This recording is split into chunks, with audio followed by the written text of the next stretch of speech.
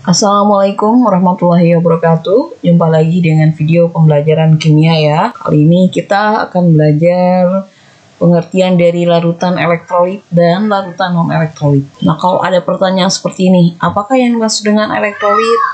Lalu apakah itu larutan non-elektrolit? Kita pelajari berikutnya. Cara menentukan larutan elektrolit dan non-elektrolit ini adalah sebetulnya menurut percobaan ya. Jadi kita tidak bisa menebak apakah suatu larutan ini termasuk elektrolit atau tidak. Kita coba dulu ya. Nah, seperti ini. Ini lebih sederhana ya, pakai beker gelas ya. Nah, ini dilengkapi dengan batang karbon ya. Ini bisa kalian ambil dari batu baterai yang warna hitam itu ya. Kemudian kita celupkan ke dalam larutan yang akan kita uji. Namanya larutan garam ya, larutan gula pasir, larutan NaOH dan lain-lain ya. Kemudian ini dihubungkan dengan sumber arus ya, sumber arusnya bisa dari batu baterai, bisa juga dari arus listrik ya. Nah, kemudian ini dilengkapi oleh kabel ya, kabel listrik, dan dilengkapi pula dengan bola lampu ya, seperti ini. Ini menyala atau tidak, redup atau terang ya. Ini akan menjadikan indikator apakah suatu larutan itu elektrolit atau non elektrolit, atau elektrolitnya termasuk elektrolit kuat atau lemah ya. Dan nanti indikatornya di sini dapat dilihat juga dari gelembung-gelembung gas yang terjadi di dalam batang elektrode ini ya.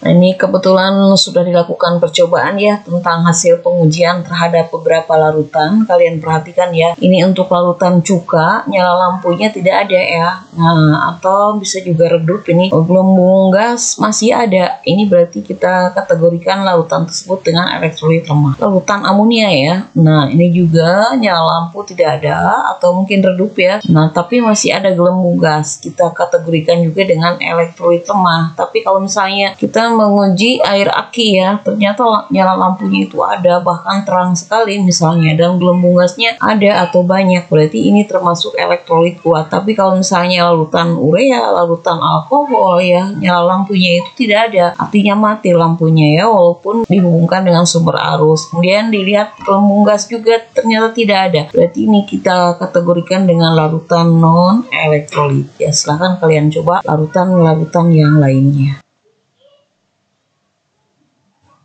Nah, sini kalau ada pertanyaan mengapa larutan itu dapat menghantarkan listrik ya.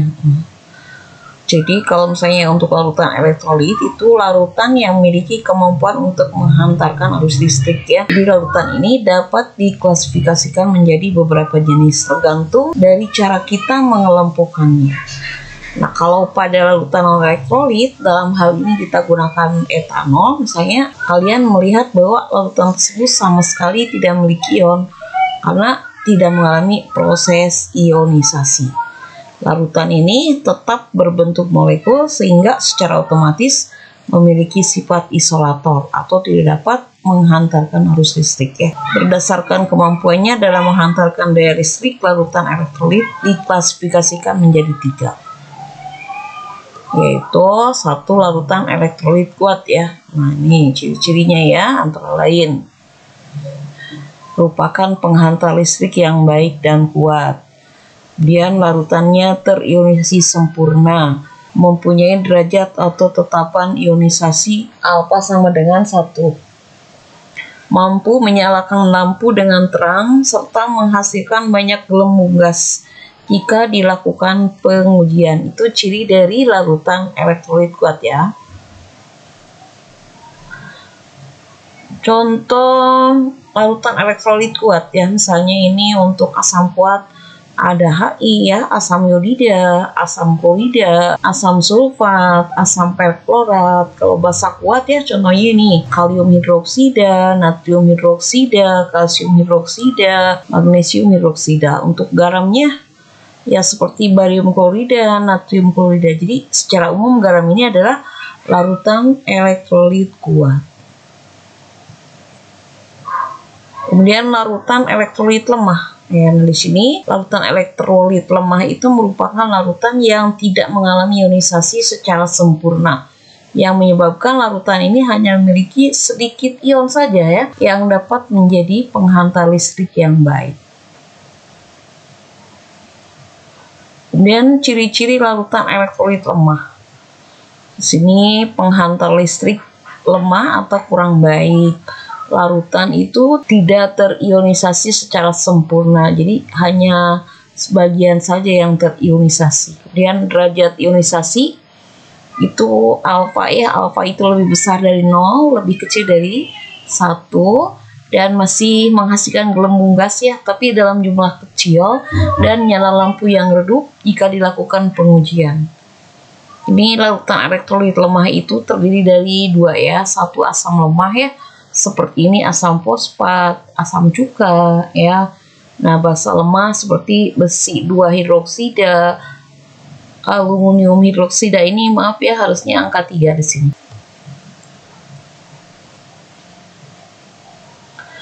Larutan non-elektrolit ini merupakan larutan yang tidak memiliki kemampuan sebagai penghantar arus listrik. Larutan ini juga dikenal dengan sebutan isolator ya. Isolator itu artinya tidak dapat menghantarkan arus listrik. Jadi ini ciri-cirinya ya, larutannya tidak dapat terionisasi.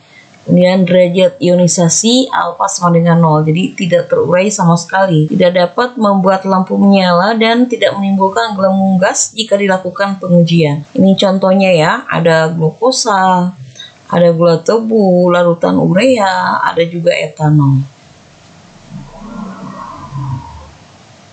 Kemudian elektrolit asam, basa, serta garam. Mengenal derajat ionisasi ya. Jadi jika kalian melarutkan suatu zat ke dalam air, itu ada 3 kemungkinan ya yang akan terjadi. Kemungkinan yang pertama, zat tersebut larut secara sempurna dalam air. Kedua, zat tersebut larut sebagian. Yang ketiga, zat tersebut tidak larut sama sekali dalam air. Ya, ini disimbolkan dengan alfa ya. Alfa sama dengan jumlah mol zat yang terionisasi dibagi dengan jumlah mol zat mula-mula.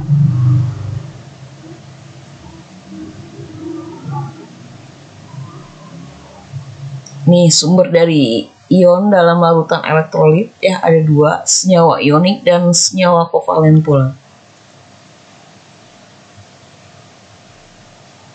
Contoh senyawa ionik ya, NaCl itu tersusun dari ion Na+ dan Cl-.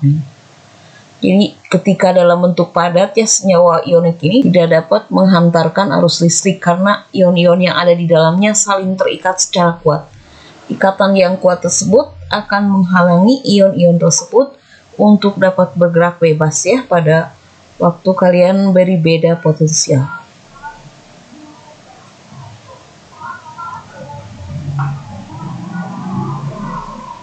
Senyawa kovalen polar ya, kita ambil contoh ini HCl. Ini penguraiannya seperti ini ya. Jadi kalau misalnya dalam latihan soal, tuliskan reaksi ionisasi dari HCl ya. HCl aki, larutan ya, ini larut dalam air. Ini akan terurai menjadi ion H+ aki ditambah Cl- aki juga. H2SO4 akan terurai menjadi 2H+ ditambah SO4 2-. Nah, untuk memahami konsep yang telah kita pelajari tadi, silahkan kalian kerjakan soalnya di buku latihan. Sekian, terima kasih dan wassalamualaikum warahmatullahi wabarakatuh.